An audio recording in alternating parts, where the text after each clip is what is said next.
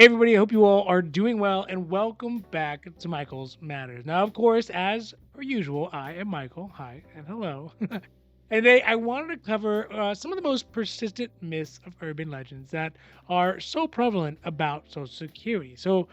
It could be related to any of the programs, whether it is Social Security Retirement, Social Security Disability SSDI, Supplemental Security Income SSI, survivors, spousal, or really all the other iterations of Social Security. But these are things that sometimes you hear from your parents. I know I heard from my grandparents, or heck, I've even overheard them in conversations at early morning breakfast diners. Things like Social Security is going broke, or Social Security money is being used to support foreign wars in Ukraine, and all kinds of other things. So today we are going to talk about some of the most popular urban myths about Social Security, how much validity there is to these myths, and why some of them just don't seem to die. Now, this is Michael's Matters, and before we get to it, if you like these videos, if you find them interesting, if you find them helpful, or hey, if you at least find them useful, please don't forget to like and subscribe because it really does help the channel to grow, and we are so thankful for that.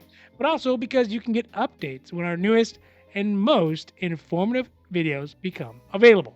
All right, now let's get down to the video. So, first up today, let's talk about one of the biggest myths that we all hear all the time from all over the place: politicians, our family members, the news, and even some YouTubers. I'm not going to point any fingers, but the idea that Social Security is going broke. Now, this one is easy to believe because, well, we get a constant diet of Social Security doomsayers, and even the OASDI, the Trust Fund Report, shows that by 2033 or maybe 2034, kind of depending on how you look at it, Social Security will be at the point where it no longer is able to pay out 100% of Social Security benefits if things continue in the same way they are going. But be that as it may, it is important to remember that it's not the same as going broke. In fact, it's a very different thing because rather it is underfunded. A lot of folks think that Social Security acts sort of like a piggy bank where you put all the money in while you're working and then you start drawing that same money out when you retire. But that isn't actually really sort of how it works. Rather, it is a big pool of money that everyone puts their tax money into via a payroll tax, and those who qualify begin to draw money out. It is part of the reason that Social Security is in trouble right now, because the number of people pulling money out is more than the number of people putting money in. So again, it is easy to think that yes, Social Security is going broke. More money out than coming in eventually equals broke. But the thing is that unless people stop working and thus stop paying the Social Security payroll tax, which is, nigh impossible to avoid, that is, unless you're working under the table, then there will always be millions or tens of millions of people putting money in. Then why is the government entity, the OASDI Trust Fund, saying that it will run out of money? Well, it actually doesn't. It just says that it wouldn't be able to pay out 100% of benefits. Likely it would pay out around 70%, or maybe even as high as 77% worth of benefits if it ever gets to that point. Furthermore, because the way that Social Security is stacked as though people are getting paid out week after week, it means that the Social Security Administration can wait for payroll tax to come in to pay out those benefits. That's why it was staggered in 1997 to allow a little bit of wiggle room in the case that something like this could happen. It'd be like saying if you got paid 30% less, that you would be broke, when actually you'd just be underpaid. Also, not for nothing, Congress, when actually faced with an imminent benefits decrease, they will do something like raise the retirement age for younger generations like myself and others, or raise taxes on the wealthy to bring in more funds. It's not a matter of if they're going to do something, it's just a matter of when and who gets the short end of the stick. But again, that is a discussion for another video. Next up is the belief that the COLA, or the Social Security Cost of Living benefits, are guaranteed every single year. Now, this is sort of true, and it's also sort of not true. So it can be really confusing until you get through how the COLA actually works, because it is based off the economy and more specifically inflation. The COLA, it didn't even exist until 1975 under Gerald Ford, when the U.S. was experiencing excruciating amounts of inflation.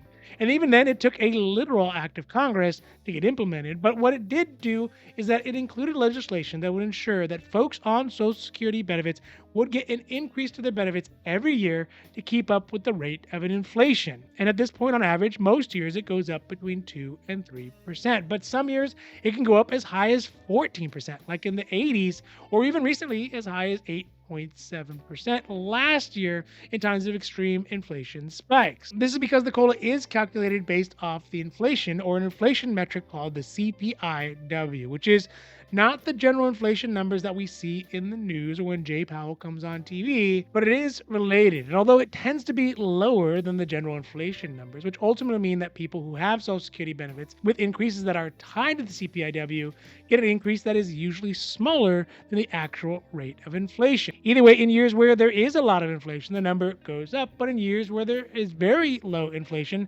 or in fact negative inflation, the COLA can go down to $0. The logic being that the cost of goods and services not going up during the year means that Social Security beneficiaries don't need an increase in their benefits to help cope with it, which we all know is not true.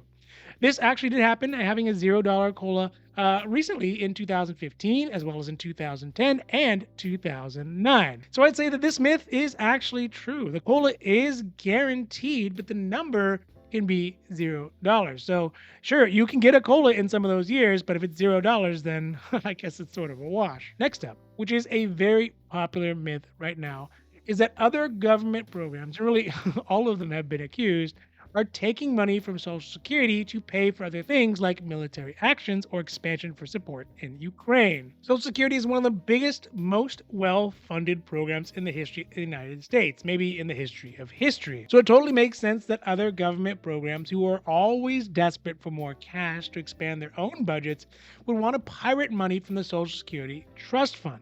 Initially, because of the way that Social Security is funded with a 6.2% tax on everybody's payroll, it could very easily actually be a cash cow for other programs.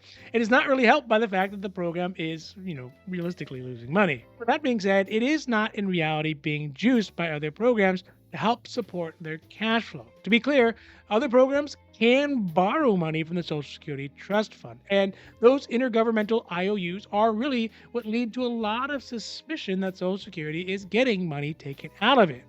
All the revenue that Social Security gets, though, is actually invested in special issue U.S. Treasury securities, which can be loaned out via an IOU, but they do have to pay them all back. According to Social Security, quote, far from being worthless IOUs, the investment held by trust funds are backed up by the full faith and credit of the United States government, and the government has always repaid Social Security with interest, end quote. So far, the variety of programs that have borrowed money from Social Security is somewhere around $66.4 billion in 2022, but they have always paid it back with interest. So this is another one that is not true, but hypothetically could be true if those IOUs just never get paid back, but they always have. All right, so overall, really any programs that are this massive, as well-funded and important to as many people as Social Security, it's going to be inevitable that there are going to be myths and there are going to be lore built around them. I mean, look at any large bureaucratic entity that has lots of money. The military, the U.S. educational system, the Teamsters for that matter.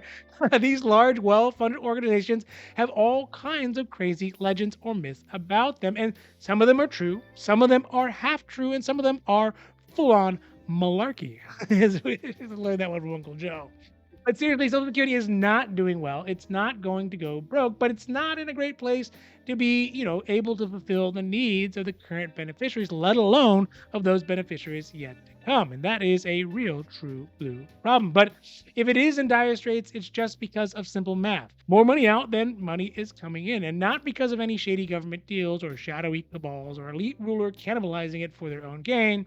It's just politicians unwilling to make the hard choices and us not letting them do so. All right, so that's it for today's Michael's Matters, and I really hope that you enjoyed this video. And if you did, if you found it interesting, if you found it helpful, or if you at least found it useful, please don't forget to like and subscribe, because it really does help the channel to grow, and we are so thankful for that.